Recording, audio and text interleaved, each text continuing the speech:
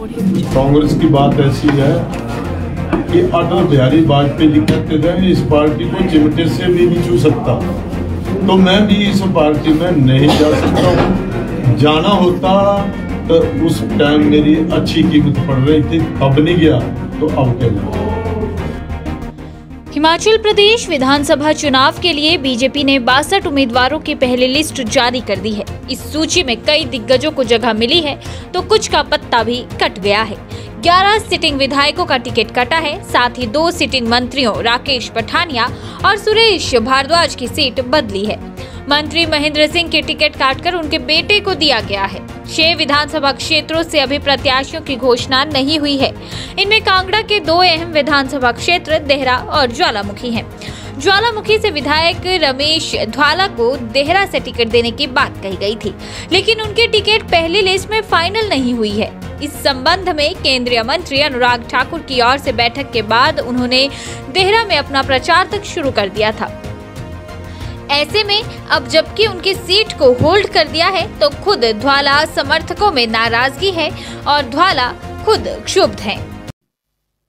जब राष्ट्रीय अध्यक्ष और केंद्रीय मंत्री जेपी नड्डा और अनुराग ठाकुर जी ने जब ये स्पष्ट रूप से कर दिया था कि रमेश ध्वाला जी को देहरा से उम्मीदवार बनाया जाएगा, रविंद्र रवि को ज्वालामुखी से उम्मीदवार बनाया जाएगा, तो इतना होने के बाद जब राष्ट्रीय अध्यक्ष खुद बोल के जा रहे हैं, फैसला करके जा रहे हैं, उसके बाद ही विपरीत खबरें सुनने को मिल रही हैं, तो इसका आक्रोश तो होगा। स्वाभाविक है कि इसमें दोनों मंडल नाराज होंगे और सामूहिक रूप से इस्तीफे भी देंगे। जैसा कि डडवाल जी ने कहा है कि हम अपने नेताओं के साथ हैं।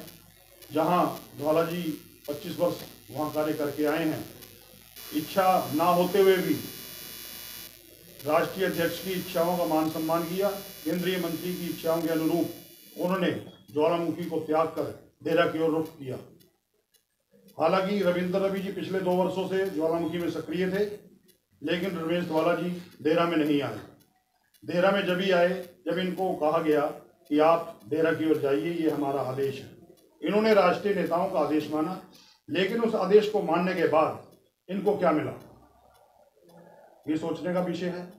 इसलिए आज हम दोनों मंडल यहाँ इकट्ठे हुए हैं। रमेश ध्वाला ने सारे समीकरणों पर नजर दौड़ाते हुए पार्टी के आला कमान से इस सीट पर उनके नाम पर विचार करने को कहा है। साथ ही उन्होंने अपने इरादे भी बता दिए हैं कि वो लड़ेंगे तो देहरा से ही, चाहे कुछ भी हो जाए।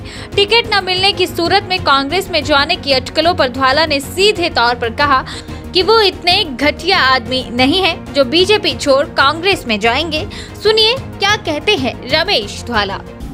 कांग्रेस की बात ऐसी है कि अटल बिहारी वाजपेयी जी कहते थे इस पार्टी को चिमटे से भी नहीं छू सकता, तो मैं भी इस पार्टी में नहीं जा सकता हूँ। जाना होता तो उस टाइम मेरी अच्छी कीमत पड़ रही थी, तब नहीं गया तो अब क्या जाए।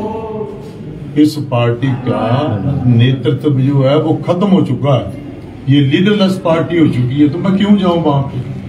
यहाँ से अगर कुछ देंगे टिकट वगैरह का तो ठीक है, वरना कांग्रेस में मैं नहीं जाऊंगा। मैं इतना घटिया आदमी नहीं कि मैं दल बदलूं, मैं नहीं दल बदलूं। जब 35 आदमी जीत कर जाएंगे तभी सरकार बनेगी, तो ये हमारी भी प्रेस्टीज का सवाल है। तो इसलिए मैं ये कह रहा हूँ कि इसकी समीक्षा करके जो है वो जीतने वाले जो प्रत्याशी हैं, अब मुझे कहा था कि आप देहरा जाइए, और रवि जी को कहा था, रवि जी 1 साल से वहाँ पे लगे हुए, 1 साल से वहाँ कार्यकर्ताओं की मीटिंग कर चुके हैं। ठीक है ना, वो कार्यकर्ता जो है वो कार्यकर्ता उनकी तरफ जो है वो आकर्षित हुए हैं। आज जो है वो राजनीति में जातीय समीकरण भी चलता है, तो जातीय समीकरण करता है। और वहाँ जो मैंने 5 साल लाए, मेरा दिल जानता भी मैंने कैसे लगाए, और उसमें अगर ऐसा ही चलता रहा और ऐसे मैं वहाँ ज्वालामुखी में चला जाऊँ तो मेरा जीतना जो है वो असंभव है। इसलिए अब मैं देहरा कंस्टिट्यूएंसी को टारगेट बना चुका हूँ। अगर लड़ूंगा तो देहरा ही मेरी प्राथमिकता होगी, और टिकट देंगे तब भी, टिकट नहीं देंगे तब मैं विचार करूंगा कि क्या मैंने क्या मेरी स्ट्रेटजी क्या होनी, मेरा विजन क्या होना।